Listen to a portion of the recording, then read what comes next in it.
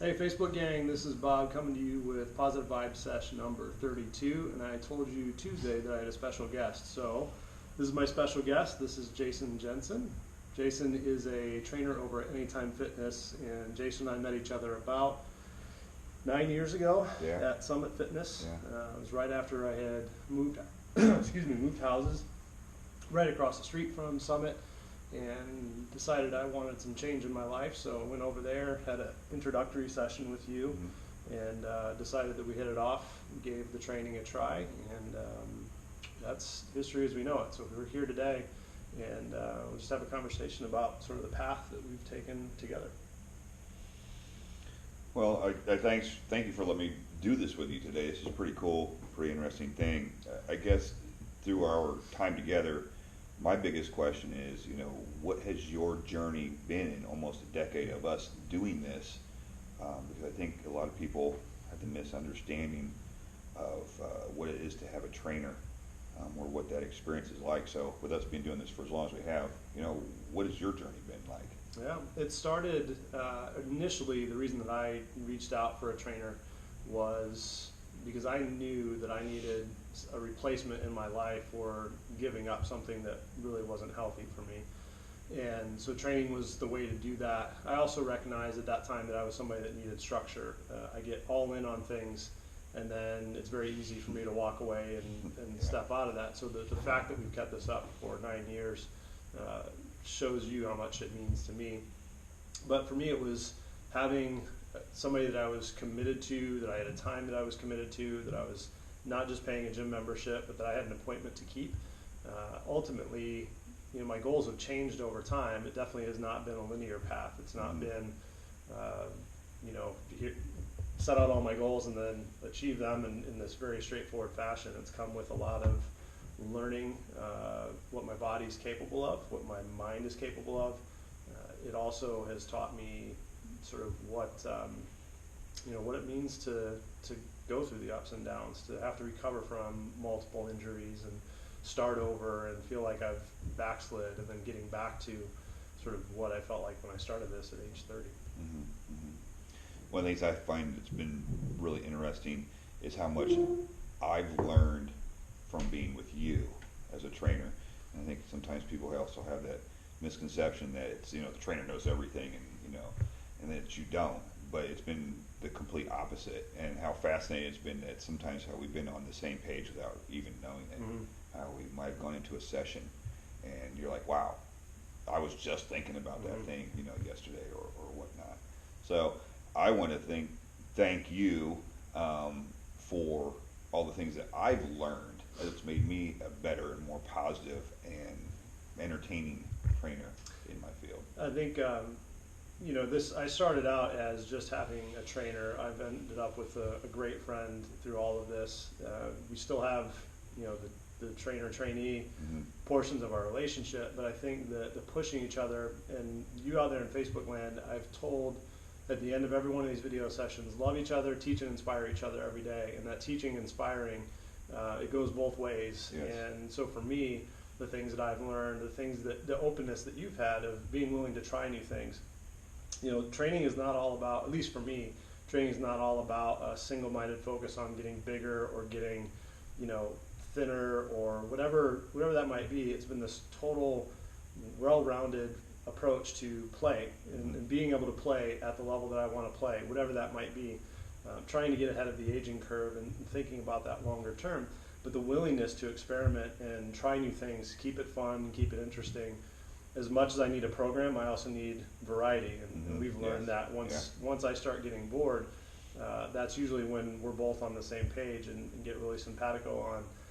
This has happened 100 times where I've thought, gosh, we haven't done this in a long time, and without me saying anything, you come in and say, all right, we're gonna go back to this and see where we're at, or something really off the ball like we've never talked about before, and I'm thinking about bringing it up, and you introduce it, and I just he'll catch me giggle because we've gotten so much on the same page. We've taught and learned so much that we're very much in tune with that whole process.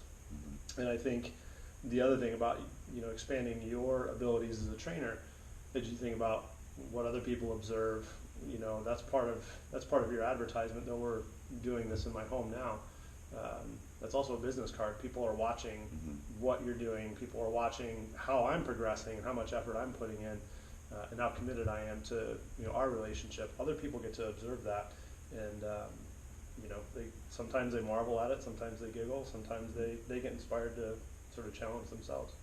I think you bring up a good point there when you start talking about how people are always watching, because they are, whether it's what we're doing training or just in life. You know, they're picking up bits and pieces of personalities. I'm sure they have questions at all times, no matter what it is, but sometimes those questions get answered just through our actions. And yeah, like I said, we are in the setting of being in your home now, but there were a lot of great times that we were in gym settings where, you know, you and I talked about this several times, where our session actually stopped the gym because they were just at awe of what was going on. And it was the fact of how hard that you were pushing and how focused you were in what you did. And a lot of people, you know, at those times would come up and ask, you know, does this guy just like getting beat up like this? And my question was, it's not a beating, it's what his drive is. This is what he's driving to do. And so I think that's important no matter what we do in life. It's having that drive, but finding, you know, how do I get there? And that's what's been neat in our journey is how have you gotten there? And looking back from now until then, being almost 10 years, and you're in better shape now than you were 10 years ago, and you were in good shape then. But is it just mental, or is it just physical, or is it mental? And that's where I've seen is the mental change in you too. Yeah, and that not being a linear path, you know, we rewind, gosh, it's 4 years ago now, playing soccer at, you know, for me, for C League at the Plex, plug for the Plex, but C League soccer, you know, I've been playing most of the time that we've been training. We got really sport specific. We got really focused on sort of goalkeeper training. And then I got injured, and I had, so those of you that don't know, I ended up getting a pretty big hematoma in my leg in 2015, sent me to the emergency room, ended up with a blood clot, and was on thinners, and had to step away from the game. I had to step away from almost everything physically, and even the mental process of going through that recovery, of you watching me and saying, okay, you're just going to step on a box. All you're going to do is box steps, and or we're going to do some hops, and just how much I had lost in that process of healing. And then mentally being able to force myself through some of those barriers of, man, I don't feel like I can do this again. So it definitely hasn't been a straight line path. But then it's where we started 9 years ago. It was, we're going to start with the basics. We're going to start with the foundation of just what are you capable of, where are you at, where's your imbalance, muscle wise or other. And then we're just going to work at that. We're going to slowly chunk that. And the times that I would get frustrated because I wasn't achieving something, it's because I hadn't done the work yet to really get through the foundational strength or balance or whatever it is that I needed at that time. So, you know, just being patient with it and understanding that it's a process. And sometimes that process is actually sending you backwards so you can relearn some things that you needed to learn, maybe skipped over. And that's their life lesson. Sometimes you have to go back to basics no matter what it is, whether a job or family or relationships, whatever it is. Sometimes you got to go back to that very beginning and ask those questions. You know, where are we at? Let's start all over. You know, let's start back and get back strong again.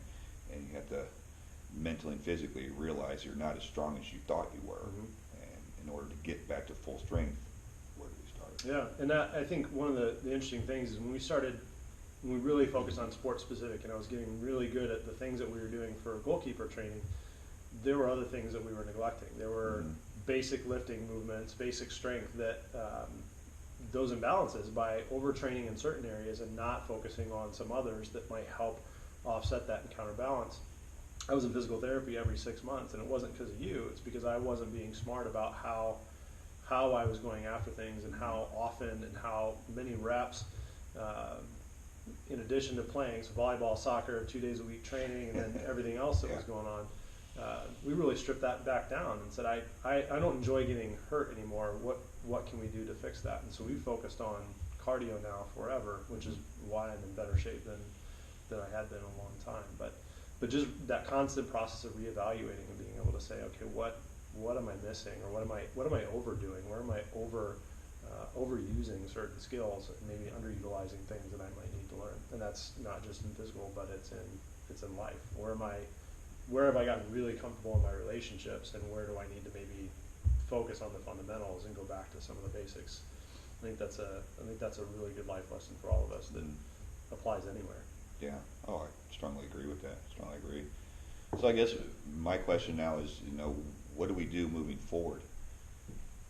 Where do we go? Is this something that we keep the path we are, or is it going to be the constant change? Which my guess is it's going to be a constant change. Yeah, it's for my mental stimulation. I think it is going to change, at least in the approach. Introducing new things. We've thrown rock climbing in there. We've thrown obviously sports specific soccer training, volleyball training. There will be something else that's going to come along and say, man, I'm really interested in working on this because I recognize that it's something that's an imbalance. We've talked about doing tough mudders and runs. We've talked about true hiking and getting on the wall again. But I think it's just constantly stimulating different parts of both the brain and the physical capability. Bottom line is, all of it should be working for me.